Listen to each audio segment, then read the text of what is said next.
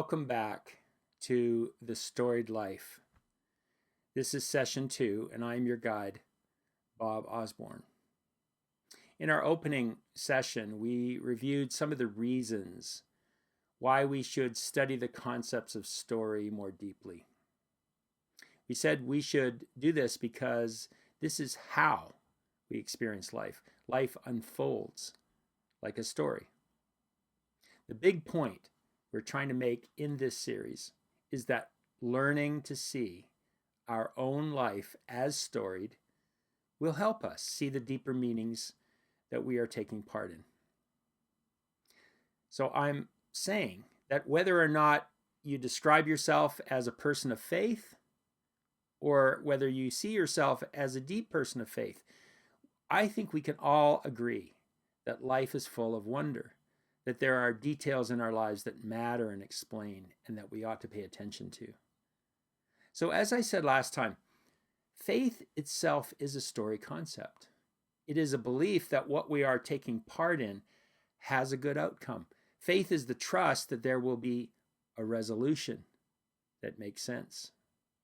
And despair is exactly the opposite of faith, because despair says, really, there is no story, just this pointless meandering, and that in fact we're going nowhere. So when we put it into those stark terms, I think most of us can see that maybe there is more faith in us than we previously thought. And it's my intention to help us think how that seed of faith can be more properly grounded. I said last session that somehow we feel that our lives have meaning. It's the intention of this series then to help you engage that meaning, to see it, and hopefully to tell it. Now, you've heard me say several times that our stories unfold. I love that image. What do I mean by it? Well, simply that life comes to us as a sequence of happenings, doesn't it? First this happens, then that happens. And so, as we follow the happenings, as we trace the thread of life's journey, things unfold. Because really, it comes to us day by day, doesn't it? Life opens moment by moment, bit by bit. Life comes to us in the mystery of time. It unfolds. So we are talking about time today. And you might know about these 3 parts of the story. I'm referring to you to the beginning, the middle, and the end, which might sound silly at first, but to understand that stories carry this basic shape of beginning, middle, and an end is to actually locate ourselves in the story. And this is the key. Just like if one is lost, one needs a map, but then there's more, isn't there? We have to find ourselves on the map. So too, we need to find where we are in the story. And to realize the hope of a good end is almost everything.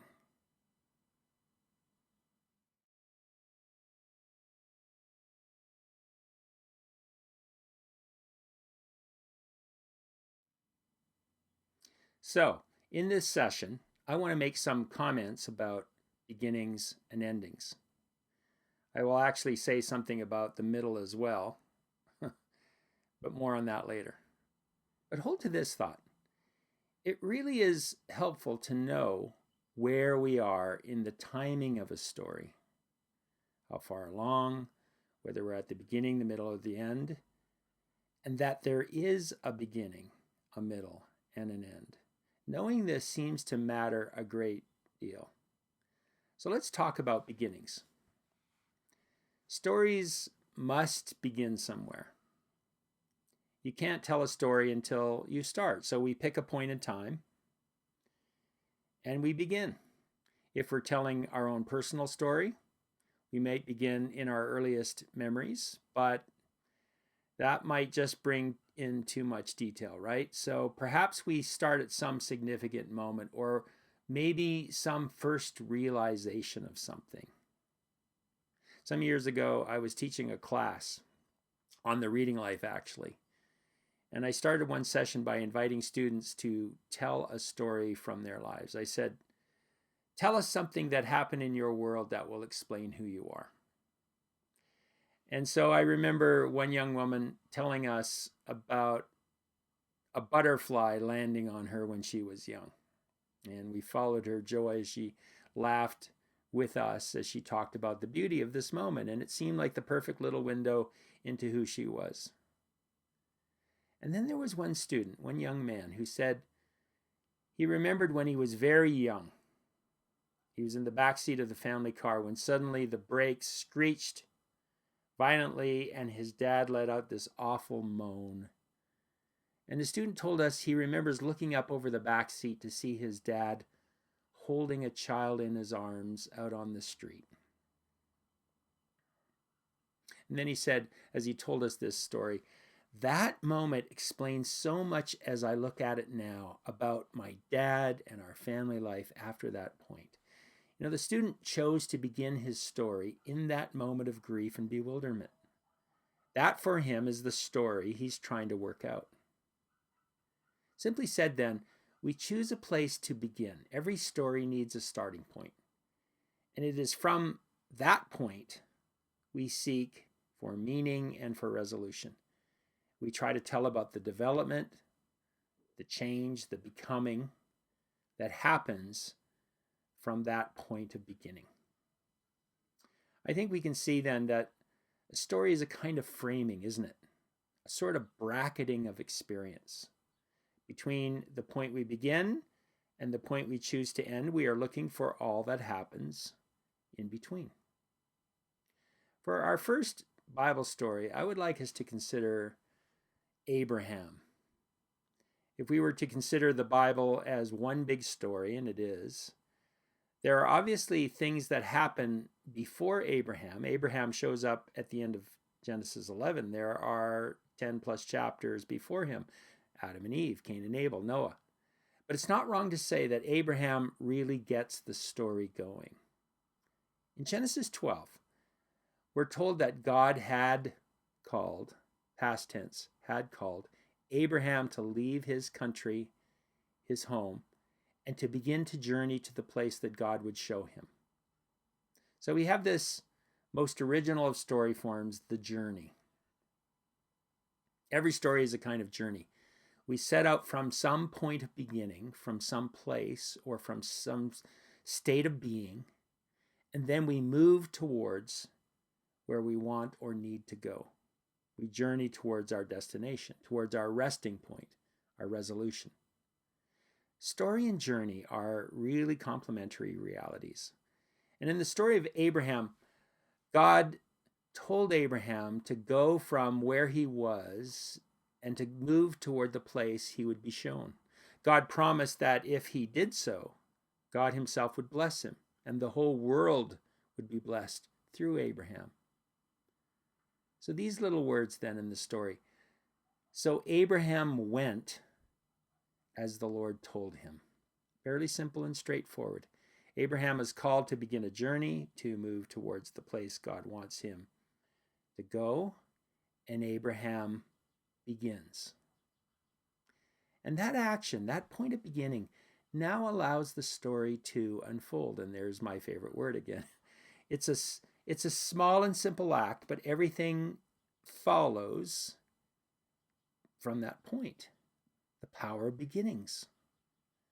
You know, the writer Thomas Cahill, in his book, The Gifts of the Jews, says that these little words, Abraham went, are some of the boldest words in all of literature. Cahill notes that before Abraham, the ancient world was steeped in a cycle view of history, or a cyclical view of history. And it was this view that what had happened would happen again over and over. There was this inbuilt sense of life's fatality, even futility, that life was impossible to struggle against, that basically it had nowhere to go. The world just endlessly cycled. It's what people saw. And to make this more familiar, I might be treading on toes a bit here. This is the Lion King's circle of life. Sorry to diss that wonderful Disney movie, But despite the glorious music, and you know it, the circle of life, sorry about that, it really is a despairing view. This endless repetition, this story going nowhere. Now you might ask, hey, wait a bit. I think life does circle. There is the circling of the years, there are the circling of the ways the earth replenishes itself. And for us as human persons, we are born, we grow, we gain strength, we have children, and then our strength fails and we pass the world on to the next generation. Isn't that a circling of life? And I would say, yes, you're right. In that limited sense, life circles or cycles. But then I would ask you, and it's a serious question, a serious point, is there a big point in what is going on? Is there any growth towards a resolution? Is there any hope of a meaning or a finish? And I mean for you personally, and I mean for us together. Are we living a story, or is there simply an endless cycle going nowhere? And I'm almost sure that most of us see the cycles at least moving forward. So as Abraham launches out, says Cahill, a new view of things comes into being. If there is a beginning, there is also now, for the first time, the hope of an end. This is now a story with a goal in mind. We call this a linear view of history, which means that the world we live in is, in fact, traveling towards a goal, a resolution. C.S. Lewis is, of course, one of our great literary figures, one of my favorites. I'll quote him a couple of times in this session, and maybe more later, who knows. But one of his lesser-known books is called Pilgrim's Regress. It's written as an allegory, and it's a picture of his own life's wanderings. And he obviously borrows the title from John Bunyan's famous Pilgrim's Progress, but instead he's talking about, reversing the direction, isn't he? Lewis needs to go back, to regress, and that's because what he is in search of, he somehow knows that he's already known it in his beginnings, in his childhood experience. In the book, Lewis creates this moment in which the main character, which is himself, sees something like a vision of a peaceful island. It's an utterly tranquil, beautiful place that represents all that his heart wants and desires and longs for. And as Lewis tells this moment, his character begins to say, I now know what I want. I now know what I want. Lewis says, I knew what I wanted when I was young. I wanted love and joy and peace and belonging, safety, ecstasy. I knew what to search for from the very beginning. In almost every good story, there is something in the very beginning of that story that gives a clue to the end, to the resolution. Something in the beginning alerts us to where this story is going. It may not be fully understood at first, but it emerges through the journey. T.S. Eliot famously said, in my beginning is my end. Meaning what we are shown in the beginning is what we journey towards.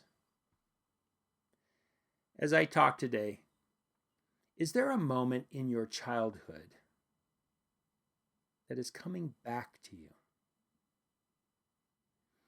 And then the middle. The middle of the story is what happens, obviously, between the beginning and its resolution. We might say this is the story itself. This is the journey. And most of life is lived in the middle. It can feel like the longest part. The challenges of the middle are real and many: endurance, hope, the need for healing at times, and certainly rest, and definitely companionship. A lot of what we talk about in future sessions will be about the experience of our stories in the middle. I often call this the long middle because that is what it feels like. At times it can feel like the story you're part of is not going anywhere, that it is somehow stuck in neutral. We will talk about that in another session. But knowing the three parts of a story helps me see that the middle just feels like it's forever. It's really the end part that is the forever part. So here's what we can do in the middle. We can continue to pay attention. We'll talk a lot about the practices and understandings needed in the middle in our future sessions. But then there is the end. In the old movies, when the title "The End" would roll up the screen, we would know two things. That the movie was in fact over, meaning that the story we enjoyed had completed its telling, made its point, so that's obvious. But we also knew something else.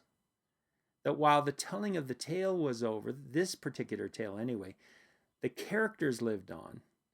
And we could see them right there on the screen, riding off into the horizon as the credits rolled. Because this is what happens in stories. Characters have an afterlife. Hopefully, they live happily ever after. Which means what we call an end is more like the Greek word telos, which suggests an end as in the bringing about of a purpose or a conclusion or a resolution. Maybe even we could say a becoming. So our English word end, at least the way we now use it, doesn't quite show us that, does it? What we need to hear in the word end is that the story has been brought to its intended purpose. So back to Abraham. As he launches out, as he begins hopefully and purposefully, he does so because God has promised Abraham that if he begins to move towards the place that God would show him, if he begins, all would come to a good end. The promise was that of a blessed resolution. So we realize that an end is not really an end, but more like a destination. It's a telos, it's purpose, it's meaning, it's a meant outcome. I believe that this deep desire for resolution is built into us. What is almost too good to be true is that the Bible suggests we can actually hope for this, even begin to journey towards it. Now, I've already made a C.S. Lewis reference, but let me make one more. At the conclusion of his children's series, The Chronicles of Narnia, in the last book, on the final page, he writes this: "And for us, this is the end of all the stories, and we can most truly say that they lived happily ever after. But for them, it was only the beginning of the real story. All their life in this world and all their adventures in Narnia had only been the title and the cover page. Now at last they were beginning chapter 1 of the great story which no one on earth has read, which goes on forever, in which every chapter is better than the one before." There is no reason to be afraid of endings. Endings are just new beginnings.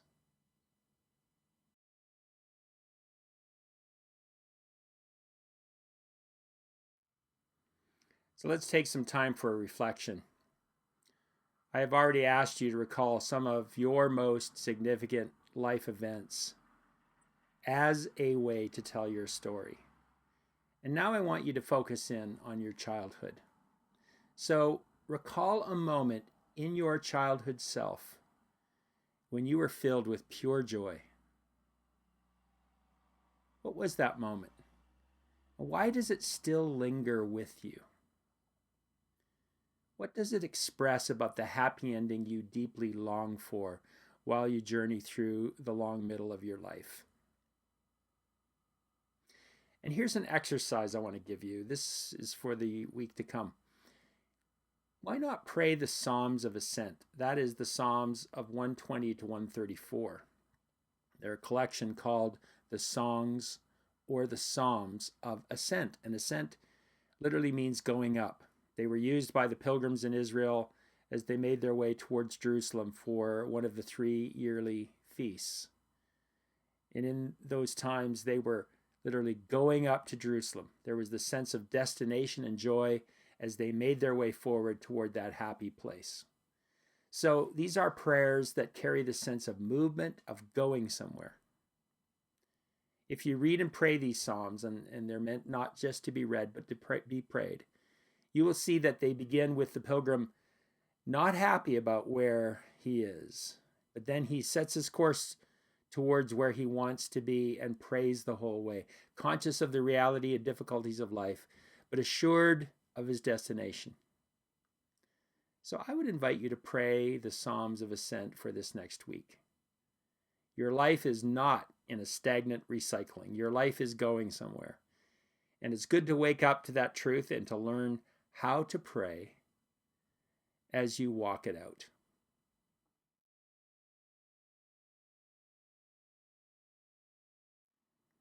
One last thought.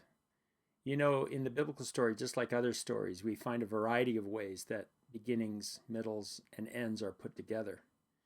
It's in the variety, I think, that we see the nuance of life and we learn wisdom.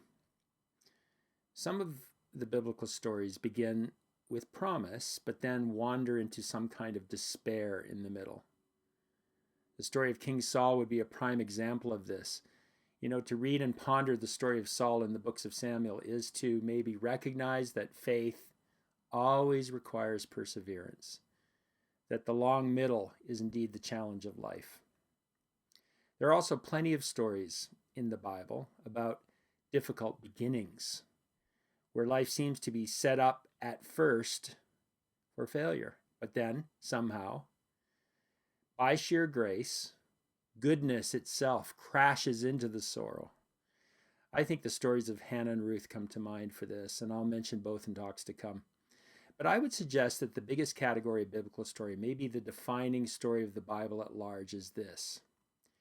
It's the story of early promise that the characters are meant for a wonderful outcome, but how, for a time in the middle, they must go through an experience of what? A frustration, of stalling, maybe of hindrance, maybe of opposition, and that they are finally restored to that early promise at the end. This is the story of Joseph, isn't it? Joseph is, from his earliest years, marked out for promise. He is the dreamer. He's given the special coat. He is special. But what happens on the way to that destiny, on the way to that end? Well, he has to go through the long and hard middle to get there. This is where he is tested and proved, and where he becomes, in actuality, what he is meant to be from the beginning. You can read that story in Genesis 37 to 50. It's a long and twisting tale, just like life is, but it has a happy and satisfying end. See you next time.